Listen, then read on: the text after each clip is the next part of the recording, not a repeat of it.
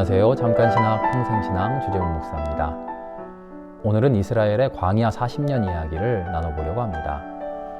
이스라엘 백성이 출애굽하고 나서 40년 동안을 광야에서 유리유랑합니다. 우리가 너무나 잘 알고 있는 이야기지요.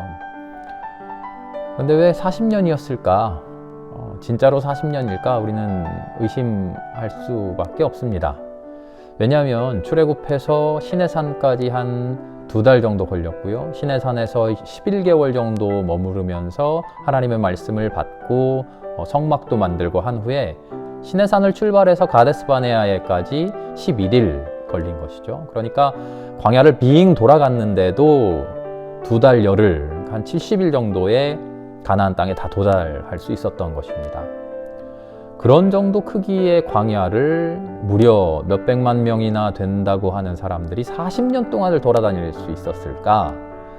그런 40년간의 유리 방향이 가능했을까? 무엇을 먹고 살았으며 어디에 살았으며 하는 당연한 의심이 우리 머릿속에 떠오를 수밖에 없죠. 40년이라고 하는 세월, 정말로 숫자대로의 40일까요? 우리는 여기에서 예수님의 40일 시험을 떠올려 볼 수 있습니다. 40이라고 하는 숫자는요, 성경에서 완전한 시간을 상징합니다. 무언가를 이루기에 충분한 시간, 충만한 시간이죠. 예수님이 사탄의 유혹을 완전히 무찌르고 더 이상 그 누구도 예수님한테 왈가왈부할 수 없는 완전한 하나님의 아들이 되셨다 하는 그 시간처럼 광야의 40년도 이스라엘 백성이 하나님의 땅, 하나님이 주시는 젖과 꿀이 흐르는 그 땅에 들어갈 완전한 준비가 되었다라는 것을 상징해주는 시간인 것이죠. 그 준비라고 하는 것은 바로 갈등 조정 능력이 되었다는 겁니다. 어떤 갈등이냐? 사람과 사람 사이의 갈등, 집단과 집단 사이의 갈등, 그런 갈등이 아니라 하나님과 인간 사이의 갈등.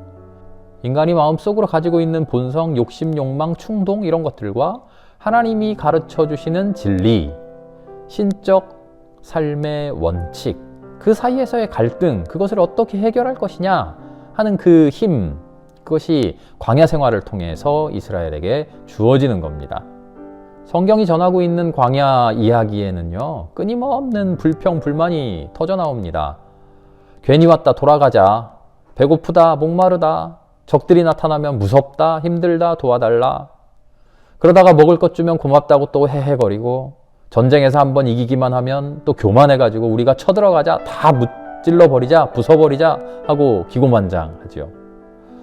한편으로는 하나님 앞에 납작 엎드리면서 은혜를 갈구하는 것처럼 보이지만, 또 다른 한편으로는 조금이라도 자기 마음에 어긋나면 핏대를 올려가며 하나님 앞에 반역하는 것이 이스라엘 백성의 모습입니다. 이들은 왜 이럴까?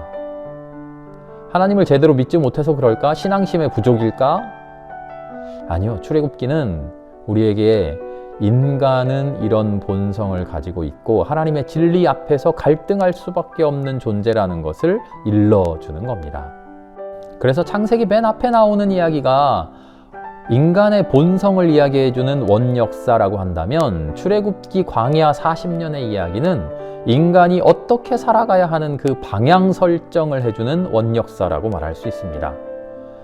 하나님의 말씀을 받았습니다.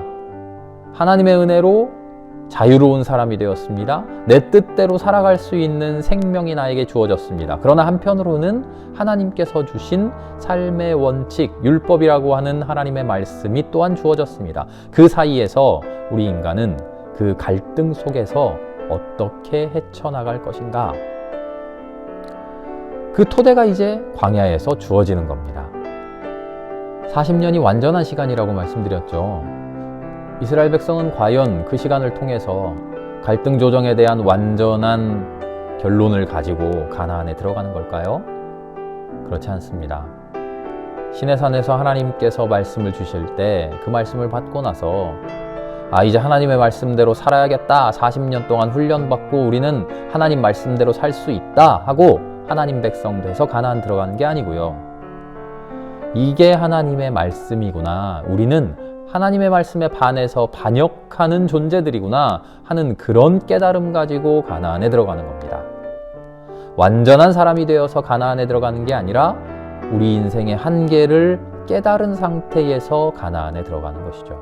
그래서 하나님의 말씀을 붙잡을 것이냐, 나의 인간 본성에 휘둘릴 것이냐 하는 그 삶의 현장이 드디어 시작되는 것이죠. 이제 다음 주에 이스라엘 백성들과 함께 우리도 가나안으로 들어가서 그곳에서 닥치게 되는 가나안의 문화들, 겪게 되는 그 풍습들, 그래서 마음속에 솟아나는 갈등들 함께 살펴보겠습니다. 잠깐 신학 평생 신앙이었습니다.